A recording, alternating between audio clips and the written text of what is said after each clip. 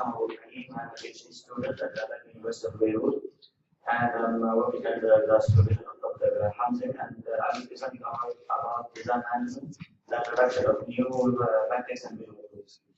So, as we all know, design is multidisciplinary, iterative, and an structured process, and it suffers from a lot of problems, including the segregated delivery systems, the poor communication and adequate information exchange, as well as the absence of adequate metrics that can quantify design information for using real-time data.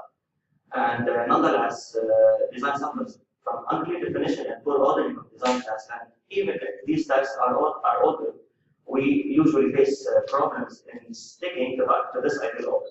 So in this regard, this paper aims to define design workflow on web platforms and define new metrics to quantify this information flow, as well as the introduction of new tools that can visually and quantitatively plan and control the design process.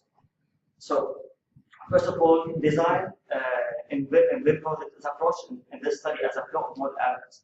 So, as we all know, elements that are modeled inside the models or design dynamics are reflected in elements created in the model, changed, developed, or even deleted. So, in this regard, design information is held by these elements that are created, either in their graphical appearance or their attention information. So, in this regard, design workflow is approached as a flow of model elements used in this study to define the corresponding framework.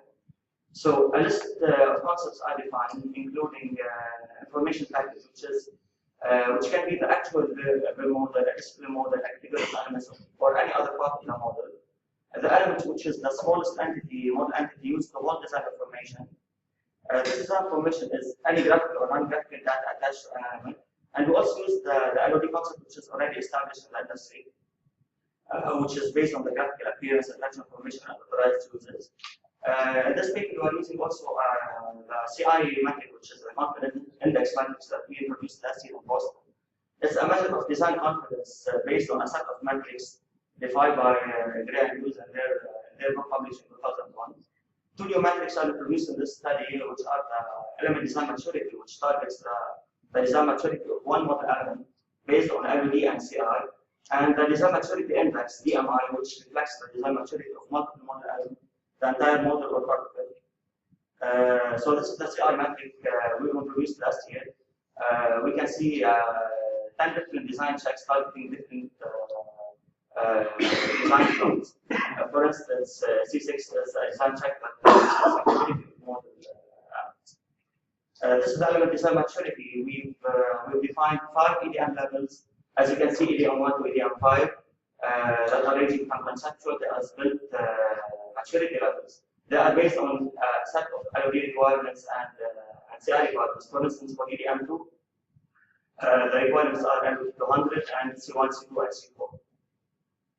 The design maturity index is a metric that targets the design maturity of multiple model elements that can be the entire model, part of it, or any discipline. It's the ratio of elements that reach their planned EDMs to the total number of elements modeled in the defined set. In this regard, we introduce a new way to visually plan, schedule, and control design activities.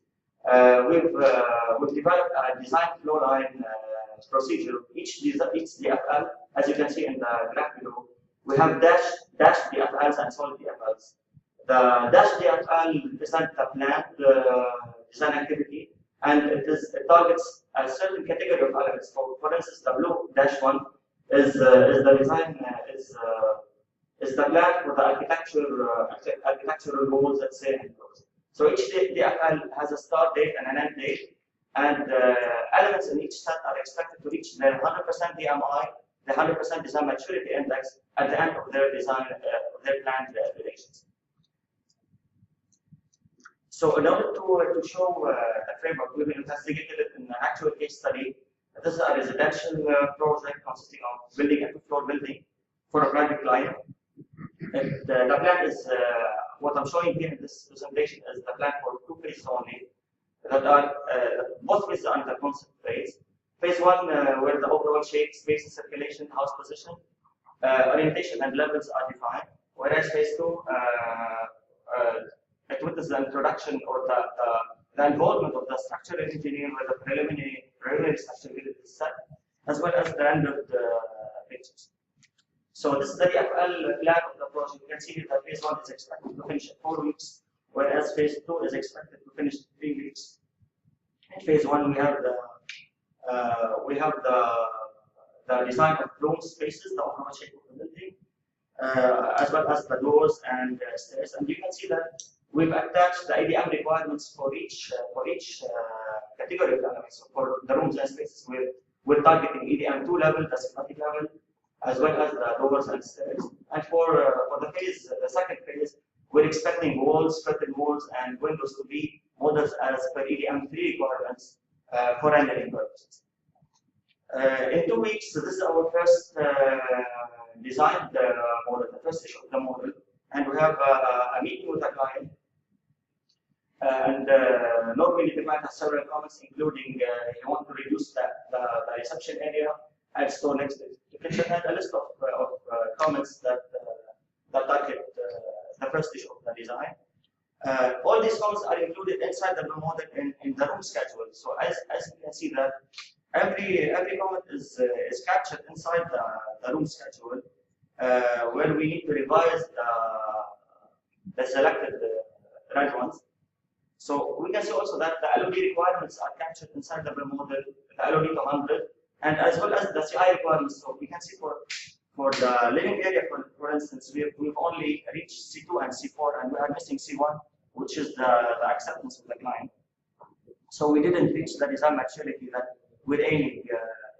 So in this regard, we can see that the rooms and spaces reach 54% DMI. Half of the spaces need to be changed, dimension change or any type of changes. Those will reach the 100% DMI, and as well as far as the stairs are concerned, we need to change one stair, the downstairs, which is the inside circulation cylinder. So this is the actual progress of by the end of week 2. We can see the solid blue line, which is slightly above the planned one, so we're okay with schedule, and we're expecting to reach our destination in phase at week 4. In 1 week, we've targeted most of the client comments, and however, we still have some new comments concerning the overall shape of the building. And we can see here the progress in week 3. We have still problem in the stair, the green one, with 50% DMI. However, as for the rooms and spaces, we're getting closer to reaching our 100% DMI. You can see the blue one, the blue dash, the blue solid line. In week 4, which is the end of phase 1, the client gives permission to proceed to phase 2 and get the rendered pictures. We're okay for the spaces and circulation. However, we need to move the stairs, the stairs inside the building next to garden to reach the upper floor. So this is the progress, the actual progress by the end of week 4. By the end of week 5, we had a coordination meeting with a structural engineer, where the architect needed to change 5 columns, and you can see the progress by the end of week 5, where the columns you can see in yellow. We need to change some columns, so we didn't reach our expected DMI by the end of week 5. By the end of week 7, which is the end of phase 2, we have the rendered pictures. However, and suddenly the owner wanted to reject the overall design concept. He just noted that we have a small entrance, building left not okay, and service stairs not accepted. So, however, he wanted to keep the bedroom area as is. So this is the progress by the end of week 7. You can see that all the FLs dropped down back to 0. So unfortunately, he's moody a bit. So as a conclusion, we can say that this framework enables design to visually plan, schedule, and control design tasks.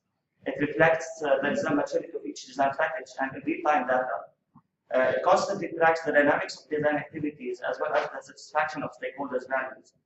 The framework allows also design managers to predict bottlenecks and act proactively. So this is a very short run of the projects. If we have larger or bigger projects, we can predict bottlenecks when we have deviations from the dash lines, And finally, the framework serves as a history of design progress where waste and work can be measured and evaluated. Thank you.